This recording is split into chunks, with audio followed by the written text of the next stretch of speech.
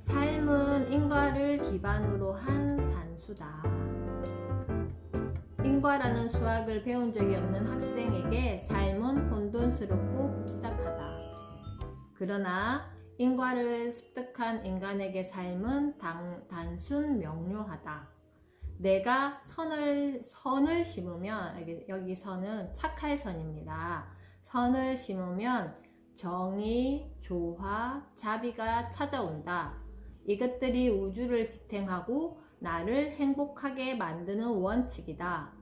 마음의 수련을 거치지 않은 진보는 없다.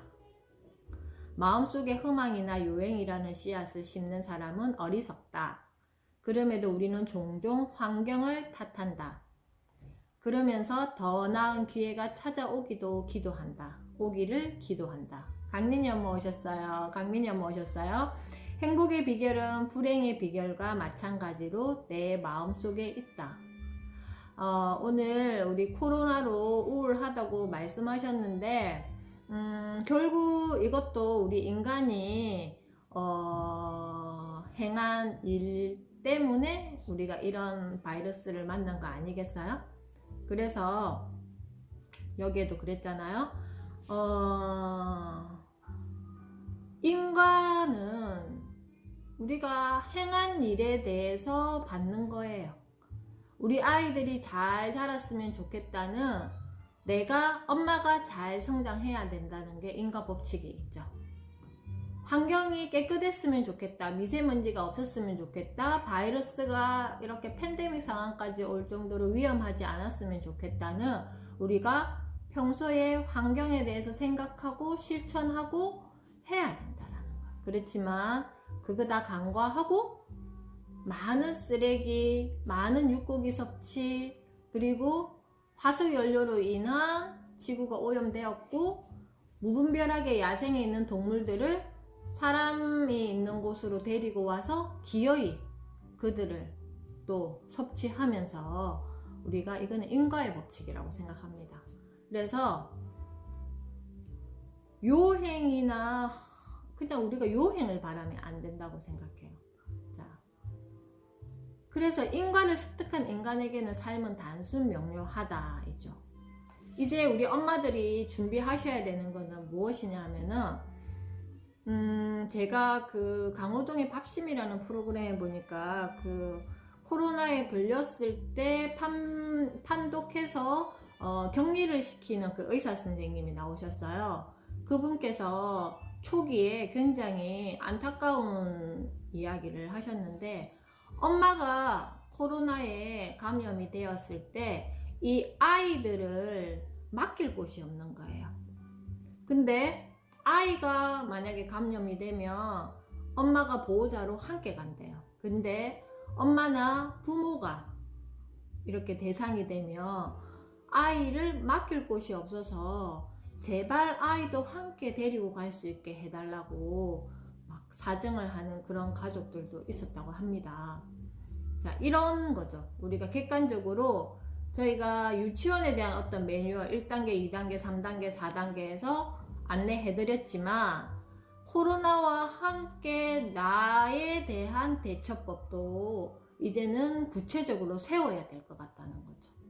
저도 마찬가지고, 저희 선생님들도 마찬가지고, 우리 엄마들도 마찬가지고,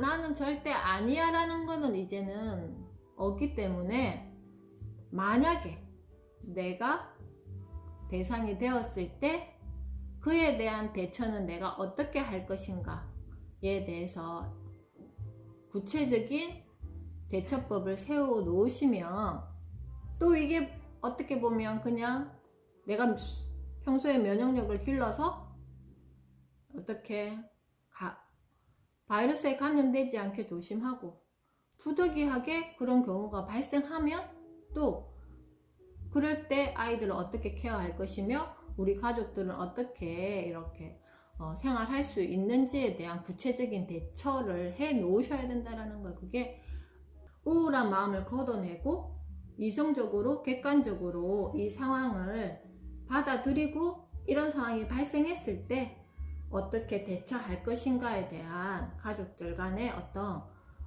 협의가 있어야 된다라는 거예요. 그래서 오늘 12월 17일 목요일 신문 코로나 이야기 편 세 기사가 있어서 준비했습니다. 거리두기 3단계 격상 초읽기라고 합니다. 그렇죠. 지금 1000명이 넘었고 1000명이 넘었기 때문에 지금 성탄절 통금 상황이 올 수도 있다고 합니다. 그리고 이게 굉장히 지금 심각하죠. 경기 지역에는 병상이 없대요. 서울은 하나, 인천 2개, 경남은 2개. 전국에 지금 40개 병상이 남았는데 이게 계속 환자가 급진하고 있다는 거죠. 그랬을 때 미리 의사 수를 늘려야 된다고 의사들이 막 이렇게 데모하고 뭐 의사 면허 시험을 안 본다 이런 거 할 때가 아니라 민간 의료기관과 미리미리 협력해서 어떻게 병상을 대처할 것인지, 저기 유럽 같은 경우에는 아예 컨테이너 박스를 이렇게 컨테이너를 준비를 응급 상황이 벌어졌을 때 빈 공간에 컨테이너를 이렇게 대처해서 또 이렇게 하는 원래 그 민간 의료 구조 시스템이 그렇게 되어 있다고 합니다. 그런 것처럼 이제 이런 일이 앞으로 더 자주 발생을 할 거니까 이제는 우리나라에서도 민간 의료기관과 협력해서 환자들이 최소한 뭔가 이렇게 병에 걸렸을 때 격리를 해야 될 때 내가 치료받을 수 있는 권리는 있어야 되지 않겠어요? 그래서 이런 기사가 있었고요. 그리고 또 막 탓을 하고 있어요. 백신 저번에 아스트라제네카 우리나라하고 협약했던 백신이 3단계 인정을 받지 못해서 이게 미지수다라고 제가 말씀드렸잖아요. 근데 지금 한국, 미국처럼 백신 성금에 못한 건 사후 책임 우려한 관료 보신주의 탓, 지금 이런 거 이야기하고 있을 때가 아니라는 거죠. 객관적으로 그러면 어떻게 하면 백신을 빨리 구입할 수 있고 어떤 백신을 구입할 것이며 그거와 누구와 네트워킹해서 어느 나라와 네트워킹해서 그거 어떤 사람에게 이렇게 해야지 재빨리 우리나라도 백신을 수량을 확보해서 국민들의 어떤 불안을 떨쳐낼 수 있을까를 연구해야지 지금 이런 거 하고 있을 때가 아니잖아요. 저 정말 답답했습니다. 그래서 코로나 이야기 여기까지 하고요. 그리고 하나 또 미래 트렌드도 우리가 하나씩은 또 알고 있어야 되니까, 자, 우리 지갑을 열면 뭐가 있어요? 지폐 있죠. 그 다음에 신용카드 있죠. 그리고 기본적으로 신분증 있잖아요. 그런 것들이 모두 카카오톡에서 내년 1월부터 순차적으로 서비스를 진행한다고 합니다. 정부24와 국민권익위원회의 온라인 국민참여 포털, 국민신문고, 국세청 홈택스 연말 간소화 서비스를 카카오톡 지갑으로 모두 이용할 수 있다고 합니다. 이제 내년부터는 정말 이 스마트폰만 있으면 지갑이 필요 없는 시대가 돼버렸다고 해요. 여기 다 카드도 들어있잖아요. 이제 화폐도 디지털 화폐가 나오면 굳이 내 지갑 속에 화폐를 넣어 다니지 않는 시대가 옵니다. 자, 세 번째 테마입니다. 내 아이를 위한 엄마 공부 이야기입니다. 자, 여기 보면요. 오늘 제가 이 기사를 이렇게 봤어요. 우리 텔레비전만 틀면 유재석 나오고, 또 뭐 스포츠 축구 경기 하면 손흥민이고, 김창완은 꾸준히 그냥 소리 소문 없이 하민이 엄마 오셨어요. 자, 이렇게 우리에게 익숙한 사람들이고 끊임없이 뭔가 바꾸면서도 계속 우리에게 노출되어지는 사람들이에요. 자, 그리고 여기 보세요. 아기상어. 우리도 한참 아이들이 아연이 엄마도 오셨어요. 아기상어 하면서 했는데, 와, 세계에서 유튜브 뷰가 제일 높은, 조회수가 제일 높은 게 이 아기상어라고 합니다. 73억 뷰가 아기상어라고 합니다. 자, 아기상어가 어디에서 만든 건지 혹시 아세요? 삼성 출판사에서 만들었습니다. 삼성 출판사에서 아기상어를 만들었는데요. 핑크퐁 아기상어. 근데 보세요. 여기 제가 방금 말씀드렸던 이 유재석, 손흥민 아기상어 삼성 출판사의 공통점이 있습니다. 여기서 우리가 알아야 될 게 뭐냐 하면은 그냥 어느 순간 팍 하고 이렇게 하이라이트를 받는 거는 없어요. 그죠? 꾸준히 어떻게 성실하게 우리 삼성출판사 저 어렸을 때도 그 전집 책 하면 삼성출판사였고요. 삼성출판사는 끊임없이 아이들에게 뭔가를 주고자 끊임없이 했다라는 거예요. 그래서 핑크퐁 아기상어가 탄생된 거예요. 꾸준히 성실히 무언가를 했기 때문에. 유재석도 마찬가지. 나는 뭐 이 정도 MC고 이 정도 개런티 받고 하면 여기서 멈출 법도 한데 놀면 뭐하니? 무한도전 시절부터 놀면 뭐하니? 그리고 뭐 런닝맨 끊임없이 우리가 보잖아요. 내가 그런 거 할 사람 아니야가 아니라 나에게 주어진 모든 것은 어떻게 성실하게 이렇게 한다. 제가 손흥민 다큐를 6부작인가 했던 걸 봤어요. 마찬가지예요. 어렸을 때부터 아빠가 축구 감독이시잖아요.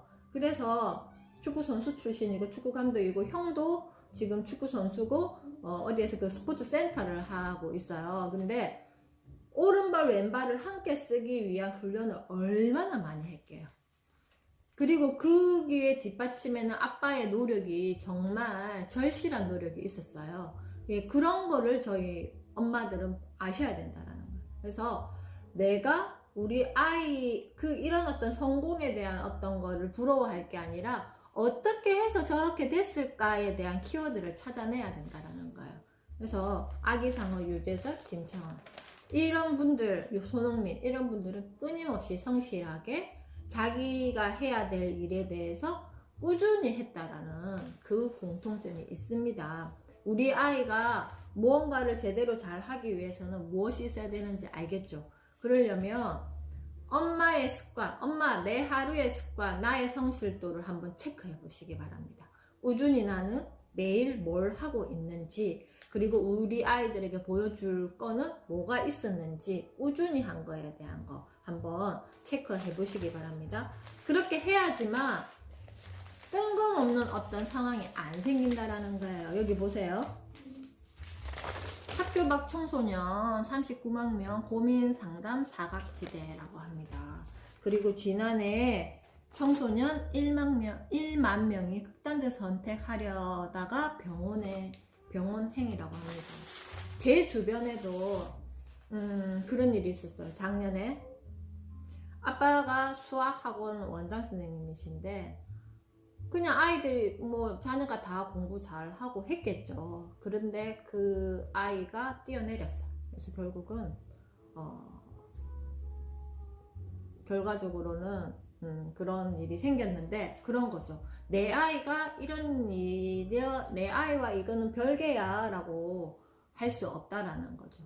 꾸준히 아이와 소통하면서 그렇게 하기 위해서는 엄마의 어떤 성장, 엄마의 어떤 마음 정돈이 이루어져야지만 아이와의 꾸준한 소통도 가능하다라는 거예요. 그래서 이 이미지가 굉장히 상징적인 이미지인데요. 이렇게 과학기술이 발달하지만 첨단 과학기술을 만나고 이렇게 하지만 여기에는 뭐예요? 인간의 어떤 인문학적 정서가 결합되지 않으면 이것이 반쪽짜리밖에 안 된다라는 거예요. 그러면 이런 어떤 정서에 대한 부분은 누가 채워줄 거냐는 거죠. 그건 우리 엄마들의 몫입니다. 그래서 제가 AI 뭐 이렇게 인공지능 뭐 이런 거 해야 된다라고 하지만 그 이면에 중요한 것은 결국 엄마와 아이 사이의 정서적인 교감, 감정 교육. 근데 더 중요한 것은 나의 어떤 내 마음의 어떤 정돈, 별의 정돈이 가장 중요합니다. 아시겠죠? 그래서 오늘 신문 기사는요.